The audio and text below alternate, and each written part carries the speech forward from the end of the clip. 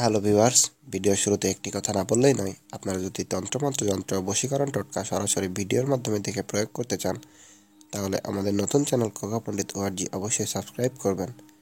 Video description বক্সে Coca পণ্ডিত ORG link দেওয়া থাকবে। আমাদের তন্ত্রমন্ত্র বিষয়ক চ্যানেল কোকা পণ্ডিতে আপনাদের স্বাগতম।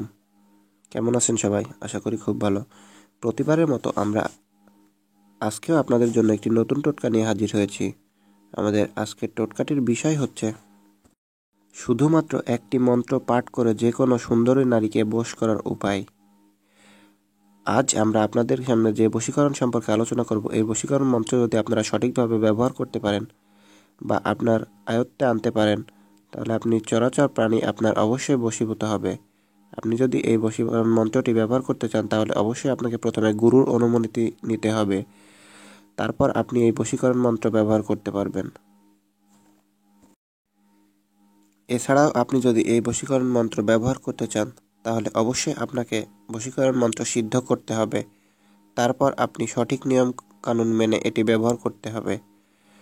তাহলে চলুন প্রথমে মন্ত্রটি দেখে নেই। মন্ত্র এই, আপনারা স্ক্রিনে যে মন্ত্রটি দেখতে পাচ্ছেন, এটি সেই মন্ত্র। এই মন্ত্রটি আপনাদের ব্যবহার করতে হবে।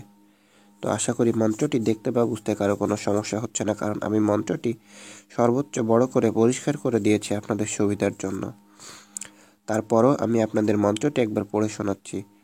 ওহম নমো নায়াম সমস্ত ভুবন ভূতানি সাধৈ হুং।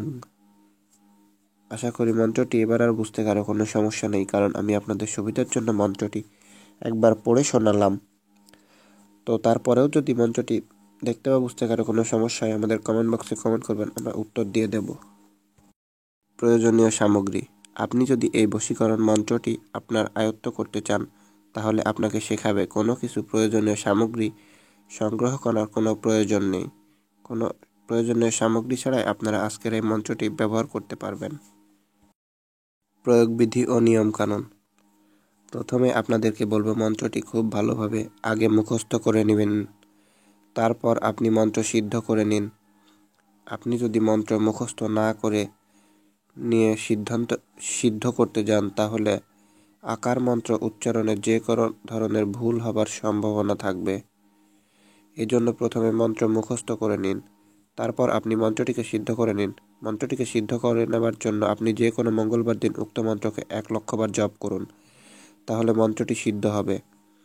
মন্ত্রকে সঠিকভাবে সিদ্ধ করা হয়ে গেলে তারপর আপনি এই মন্ত্র শুধুমাত্র 1,00,000 বার যে কোনো একটি ভালো দিনে ও ভালো সময় নির্ধারণ করে পাক পবিত্র তা বজায় রেখে জপ করবেন। তাহলে ত্রিলক্ষ আপনার বশীভূত হবে। তো আশা করি সকলেই ভিউয়ার্স নিয়মকানুন এবং প্রয়োগ বিধিটি বুঝতে পেরেছেন। আমি খুব সুন্দর করে আপনাদের প্রয়োগ বিধিটি বুঝিয়ে দিলাম। এই মন্ত্রটি প্রয়োগ করার আগে অবশ্যই আপনাদেরকে সিদ্ধ করে নিতে হবে। বিদ্রোহ। গুরুর অনুমতি ও সঠিক নিয়ম কানুন না মেনে কখনোই কাজটি করা যাবে না। উক্ত প্রয়োগের পূর্বে অবশ্যই গুরুর অনুমতি গ্রহণ করতে হবে। ইত্যাদি ভিউয়ার্স, এই ছিল আমাদের আজকের ভিডিও। ভিডিওটি ভালো লাগলে অবশ্যই একটি লাইক দিবেন, কমেন্ট করে আপনার মূল্যবান মতামত জানাবেন, আপনার বন্ধুদের সঙ্গে ভিডিওটি শেয়ার করবেন। সবশেষে আমাদের চ্যানেলটি অবশ্যই সাবস্ক্রাইব করবেন। ধন্যবাদ সবাইকে।